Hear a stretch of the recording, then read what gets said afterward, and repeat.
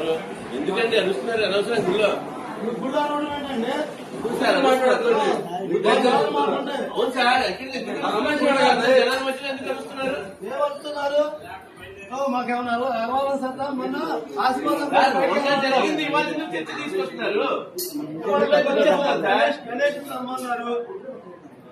నేను చెప్పింది మీకు అర్థం కాలేదు సతీష్ తో తెమ్మని ఆయన చెప్పాడు మనం దేవాలయంలో సేవ కోసం వచ్చాం సార్ మేము ప్రైవేట్ గా మాట్లాడుకోవాలి అందరు జనాలు వచ్చాం అందరూ బూతులు తిట్టుకుంటూ ఉండకూడదు